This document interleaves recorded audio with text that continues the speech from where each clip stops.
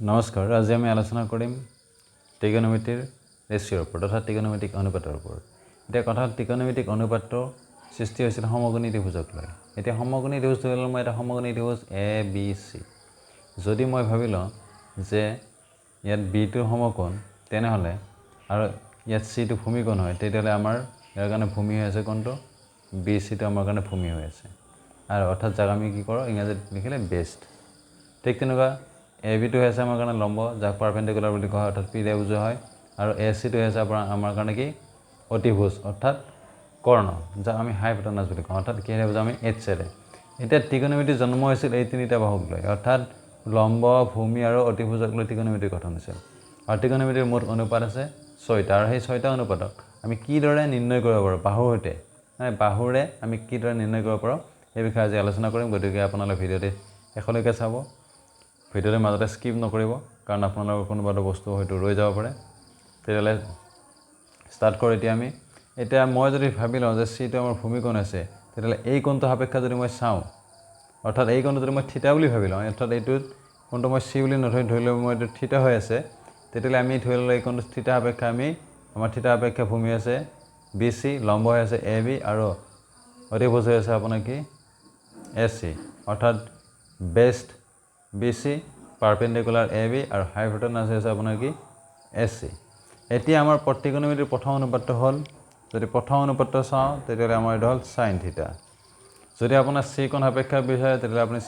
sign C লিখিব লাগিব যদি এ কোণ সাপেক্ষে বিচাৰে তেতিয়াহ'লে চাইন এ লিখিব লাগিব অৰ্থাৎ যিটো ইয়াত এটা কথা মন কৰিবলগীয়া আছে যে আমি যিটো কোণ সাপেক্ষে বুলি লিখিম সেই কোণটোৰ সৈতে লাগি থকা বাহুটোক আমি ভূমি বুলি গণ্য কৰোঁ আৰু তাৰ বিপৰীত বাহু যিটো থাকিব সেইটোক আমি লম্ব হিচাপে গণ্য কৰিম আৰু যিটো আমাৰ সাধাৰণভাৱে ত্ৰিভুজৰ ক্ষেত্ৰত সমকোণী ত্ৰিভুজৰ ক্ষেত্ৰত যিটো অতিভুজ হৈ থাকে সেইটো প্ৰতিটো কোণৰ ক্ষেত্ৰতে সেইটো অতিভুজেই হৈ থাকিব কেৱল আমি যদি এ কোণ সাপেক্ষে বুলি ধৰি লওঁ তেতিয়াহ'লে এ কোণৰ সৈতে লাগি থকা বাহুটো ভূমি আৰু তাৰ বিপৰীত বাহুটো লম্ব ঠিক তেনে চি কোণ সাপেক্ষে যদি ভাবি লওঁ তেতিয়া চি কোণৰ সৈতে লাগি থকা বাহুটো হ'ব ভূমি আৰু বিপৰীত বাহুটো হ'ব আপোনাৰ লম্ব আৰু সন্মুখতে অতিভুজ এতিয়া আমি ধৰি ল'লোঁ চাইন থিতা এতিয়া চাইনৰ ভেলু যদি ওলাব লাগে ইয়াৰ হেৰিটো হ'ল কি লম্ব বাই কৰ্ণ অৰ্থাৎ লম্ব বুলি কওঁতে আমাৰ যিটো লম্ব আছে লম্ব অৰ্থাৎ অসমীয়া লিখিলে লম্ব বাই অতিভুজ বা কৰ্ণ আৰু যদি আমি গাণিতিক হেৰিত বিচাৰোঁ তেতিয়াহ'লে আমি যদি শ্বৰ্ট ফৰ্মত লিখিব বিচাৰোঁ তেতিয়াহ'লে লম্ব মানে কিহেৰে বুজাইছিল আমাৰ পি আৰু কৰ্ণ মানে কিহেৰে বুজাইছিল এইচ অৰ্থাৎ পি বাই এইচ যদি এতিয়া মই ত্ৰিভুজটোৰ সৈতে সংযুক্ত কৰি চাওঁ তেতিয়াহ'লে ইয়াৰ পি মানে হ'ব আপোনাৰ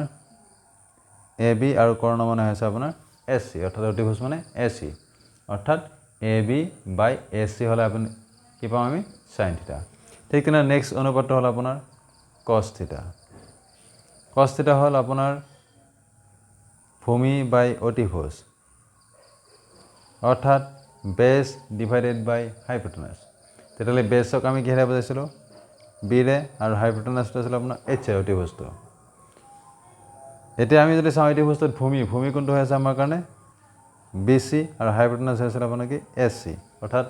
ইয়াৰ হেৰি হ'ব কি B C by A C next 3 নম্বৰটো হ'ল আপোনাৰ টেন থিতা ধৰি ল'লোঁ মই টেন থিতা যদি মই এইটো চাইন থিতা বুলি ধৰিছোঁ তেতিয়া এইটো কছ থিতা আৰু এইটো হ'ল টেন থিতা যদি আপুনি এইটো চাইন এ বুলি ভাবে কছ এ টেন এ লিখিব লাগিব আৰু সেই হিচাপে লম্ব অতিভুজটো আপুনি ইয়াত মিলাই মই আগমুহূৰ্তত কোৱাৰ দৰে আপুনি কোনটো চেঞ্জ ভূমি আৰু লম্বটো আপুনি অলপ সতৰ্ক হ'ব লাগিব এতিয়া টেনটো আহে আপোনাৰ কি বি বাই অৰ্থাৎ পি বাই বি অৰ্থাৎ যিটো আপোনাৰ কি আছে লম্ব আছে লম্বক আমি কিহেৰে হৰণ কৰিব লাগে ভূমিৰে অৰ্থাৎ লম্ব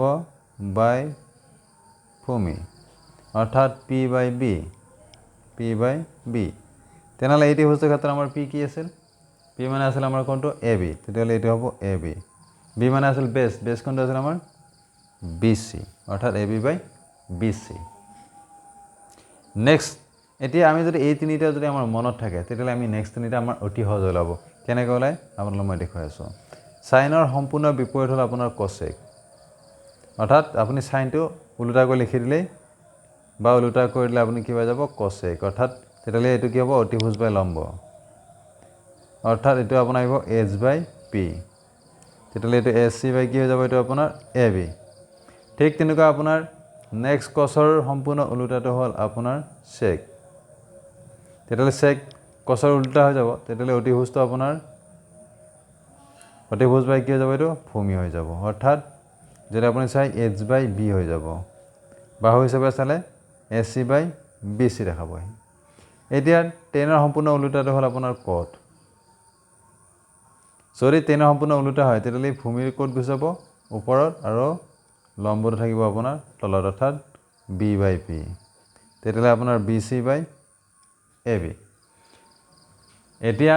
চাক ইমান সুন্দৰ ইয়াত আমি প্ৰথম তিনিটা অনুপাত যদি আমাৰ সম্পূৰ্ণ মনত থাকে বাহুৰ হৈতে তেতিয়াহ'লে আমি নেক্সট তিনিটা আমি ইজিলি উলিয়াব পাৰোঁ কাৰণ সাইনৰ সম্পূৰ্ণ বিপৰীত cosec cosৰ সম্পূৰ্ণ বিপৰীত আপোনাৰ sec আৰু টেনৰ সম্পূৰ্ণ বিপৰীত হ'ল আপোনাৰ cot অৰ্থাৎ সাইনটো উল্টা কৰিলে আমি cosec পাম cos উল্টা কৰিলে আমি sec পাম আৰু টেনটো উল্টা কৰিলে আমি cot পাম এতিয়া আমি এনেকুৱা ভিডিঅ'বোৰ পাই থাকিবৰ কাৰণে যিসকলে এতিয়ালৈকে মোৰ চেনেলটো ছাবস্ক্ৰাইব কৰা নাই তেওঁলোকে চেনেলটো ছাবস্ক্ৰাইব কৰি ল'ব আৰু যদি ভিডিঅ'টো ভাল লাগিছে তেনেহ'লে আপোনালোকে শ্বেয়াৰ কৰিবলৈ নাপাহৰিব আৰু ইয়াৰ পিছত নেক্সটত আপোনালোকে মই ট্ৰিগন'মেট্ৰিৰ যিবিলাক ফৰ্মুলা আছে সেই ফৰ্মুলাবিলাক আপোনালোকৰ সৈতে মই আলোচনা কৰিম গতিকে আপোনালোকে মোৰ চেনেলটো চাই থাকিব থ্যাংক ইউ ফৰ ৱাচিং দিছ ভিডিঅ'